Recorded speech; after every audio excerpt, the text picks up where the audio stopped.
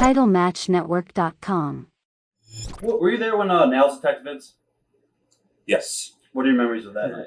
I heard a lot of screaming and shouting, and I think it opened up with, "Are you kidding me? Giving a big boss man $25,000 and giving me $8,000? Shit, take this check back." And then it got into a squabble.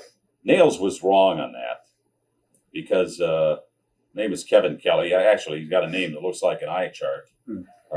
Real last name. Kevin Kelly probably served the purpose well, but that was the end of the road for him.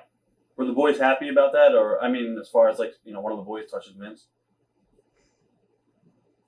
I never heard too much. I know Jim Duggan was one of the guys that went in to break it up. Vince is a tough guy, though, too. All right. Nailz, however, Nailz is a real tough guy. He's a pro. He's a bounty hunter, like David Schultz. Right. Were you in the locker room when Dr. D. David Schultz hit John Stossel? And did Vince put him up? I was 10 feet away from him. Did Vince? We will never know the answer to that.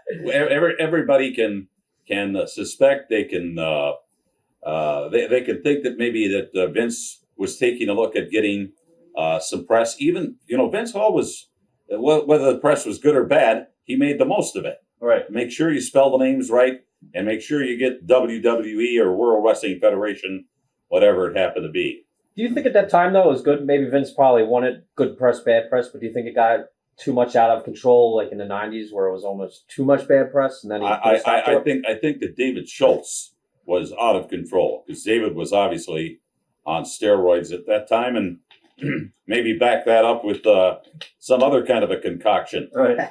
But Stossel was there doing I think it was an ABC 2020 or right. Dateline or 2020. Yeah. Anyway, he said, Dr. David Schultz, what do you have to say about your critics that contend that professional wrestling is fake? Boom. Right. Stossel got back up again and came back. He says, you've got to answer my question. What about the fact that many contend that professional wrestling is fake? He said, this is an open hand slap. This is legal in the World Wrestling Federation. And he immediately dropped him again. I just actually watched that a couple days ago. Big lawsuit. All right. What was your take on the big altercation between the Rougeaus and the Bulldogs? I thought that was very juvenile. It escalated into a full-scale war. The Bulldogs jumped the Rougeau brothers because they apparently said that the Rougeaus had done something to them. I don't know if it was messing with their boots, equipment, or whatever the case might have been. And then the Rougeaus, in turn, I was at TV that day, waited for the British Bulldogs, Davey and Tommy Billington, to come back into the building. They jumped them and just beat the hell out of them.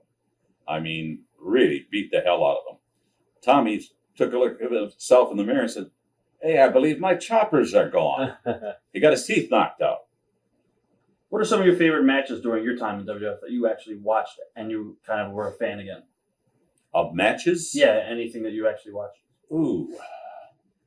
Well, of course, I was a big fan of in the early days of the Snuka, because I'd only heard about this guy and I'd seen Warner Wolf on CBS once a month giving the results from the Garden. I thought he was absolutely incredible. But there were a lot of guys that I saw that I hadn't seen before that were new to the business. Davey Boy Smith, the Dynamite Kid, the Rougeaus. I never worked with them. They were Montreal talent. Right. But seeing all of these guys and seeing what they could do, a lot of people laugh at Jacques Rougeau. But my God, he was one of the Rougeaus. He was Sergeant something. I forget now. What was that character's name? Sergeant Jacques Rougeau. I forgot. Yeah. Of the Royal Mountie. Canadian Mounted Police. The Mountie. I'm the Mountie. Right. Yeah, I'm the Mountie. Well, you were there in the company. I guess when Sheik beat Backlund. What was right? So there's some people saying the finish, the towel being thrown in, and Backlund didn't. Is that just fairy tale or? The Backlund didn't want to lose? Yeah, That was probably Backlund's version of the screw job. Okay. Arnold was an office guy. Backlund didn't want to lose, especially to the Iron Sheik. But it had to be done for business because it was the setup for Hogan coming in. Right. TitleMatchNetwork.com